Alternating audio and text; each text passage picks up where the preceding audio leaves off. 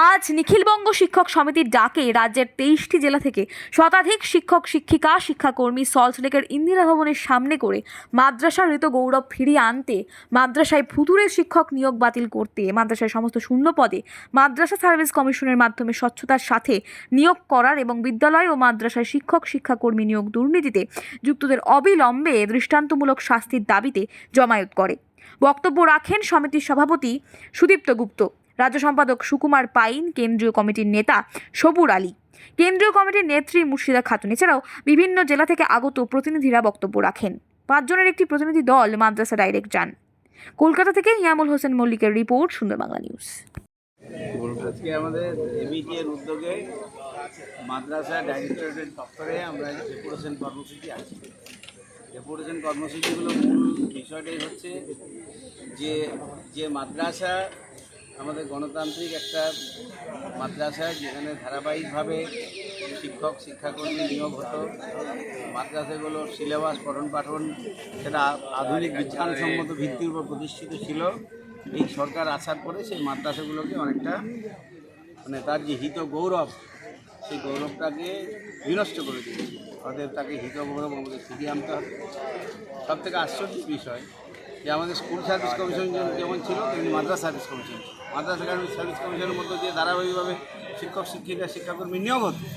কিন্তু এই সরকার তার মদতপুষ্ট মাদ্রাসাগুলিকে দিয়ে ডিসেম্বর মাসে 2015 সালে একটা কোর্ট করে যে না, আমরা মাদ্রাসা সার্ভিস কমিশন চাই না, স্কুলের থেকেই আমাদের ম্যানেজমেন্ট কমিটি যেন অ্যাপয়েন্টমেন্ট দিতে পারে। সেই উদ্দেশ্য নিয়ে যখন কোর্ট হয়, হাইকোর্ট রায় দিয়ে দেয় যে মাদ্রাসা সার্ভিস কমিশন থাকছে না, স্কুলে এটা অ্যাপয়েন্টমেন্ট করতে পারবে।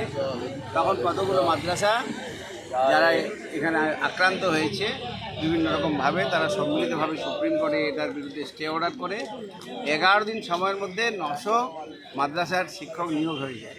সেখানে কোনো ইন্টারভিউ নেই, কোনো অ্যাডভার্টাইজমেন্ট নেই, কোনো ম্যানেজিং কমিটিতে কোনো রিজলিউশন নেই। তারা দাবি করে আমরা এই 900 জন আমরা অ্যাপয়েন্টমেন্ট হয়ে গেছি। তাদের কোনোদিন স্কুলে আসেনি, স্কুলের চত্বরে তাদেরকে কোনো দেখা যায়নি। বাড়িতে বসে বসেই তারা খাতাপত্র সব তৈরি করছে, যেগুলোর নাম হচ্ছে ভুতুড়ে শিক্ষক। তাহলে এইগুলো নিয়ে যখন এইসব হয় তখন তারা তো আর কোনো কিছু বেতন টেতন ইত্যাদি পায়নি।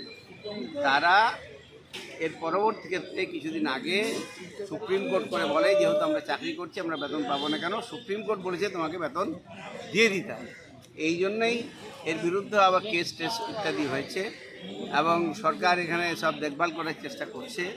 এখানে শাসক দল, রাজনৈতিক দল রাস্তায় নেমে গেছে এই ভুতুড়ে শিক্ষকগুলোকে যাতে চাকরি রক্ষা করতে পারে। আর আমরা নিখিলবঙ্গ শিক্ষক সমিতি বলছি, যারা টাকার বিনিময়ে কোনো রকমের ইন্টারভিউ বা কোনোভাবে স্কুলে না এসে তারা বেতন পাবে, এই জিনিসটা হতে পারে না। এটা জনগণের ট্যাক্সের টাকা, এইগুলোকে সব নয়ছয় করার চেষ্টা করছে এবং রাজনৈতিক দল সরাসরিভাবে এটার সঙ্গে লিপ্ত হয়েছে। অতএব আমরা ডিএমইর মাধ্যমে আজকে একটা বার্তা দিতে চাই সরকারের কাছে যে তুমি প্রকৃতভাবে তদন্ত করে প্রকৃত চিত্রটা তুমি সরকারের কাছে দাও, যাতে এরা কোর্টে যখন কেসটায় নিয়ে যাবে তখন যেন প্রকৃত তথ্য পায় এবং যারা অবৈধভাবে এইসব দেখাচ্ছে তাদের চাকরিগুলো যেন বাতিল হয়। এটা হচ্ছে আমাদের 1 নম্বর দাবি। 2 নম্বর হচ্ছে আধুনিক সিলেবাস করতে হবে, বিজ্ঞানমুখী সিলেবাস করতে হবে। ধর্মীয় বা অপবিজ্ঞানকে এখানে ঢুকিয়ে দেওয়ার চেষ্টা করা হচ্ছে, যে উদ্দেশ্যে মাদ্রাসাগুলোকে গণতান্ত্রিকরণের জায়গায় নিয়ে যাওয়ার জায়গা সেগুলো করছে না।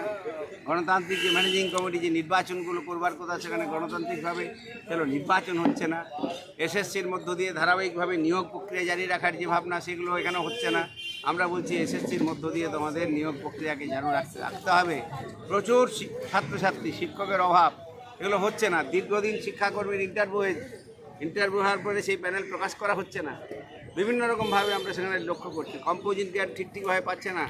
মাদ্রাসার উন্নয়ন পরিকাঠামোর খাতে যে অর্থ বরাদ্দ করার কথা, সেই সমস্ত অর্থ কোনোভাবেই সেখানে বরাদ্দ করা হচ্ছে না। এরকম ব্যাপার আছে। এমনকি যারা খাতা দেখছে তার জন্য যে পয়সা 2 বছর 3 বছর পরে তারা সেই সমস্ত টাকা পয়সা পাচ্ছে। সমস্ত প্রক্রিয়াটা এমন জায়গায় নিয়ে গেছে যে মাদ্রাসাটাকে একবার একটা সাধারণ বিদ্যালয়গুলোকে যেমন আক্রান্ত হয়েছে, তেমনি কেন্দ্র এবং রাজ্যের এই দুটো সরকার এই মাদ্রাসাগুলোকে একবারেই শেষ করে দিতে চাইছে, শ্মশানে পরিণত করতে চাইছে। তার বিরুদ্ধেই রাস্তায় নেমে আজকে আমরা ইন্দিরা ভবনের সামনে এখানে আমরা একটা সমাবেশ করব, তারপরে আমাদের 5 জনের প্রতিনিধি দল আমরা যাব মাদ্রাসা ডাইরেক্টরেটের কাছে সমস্যাগুলো সমাধান করবার ব্যাপারে। তিনি আমাদের কী কথা বলেন, কী আশ্বাস দেন, সেটার উপর নির্ভর করে আগামী দিনে বৃহত্তর লড়াই আন্দোলনের পরিসর তৈরি করব। এই হচ্ছে আমার কথা। ধন্যবাদ।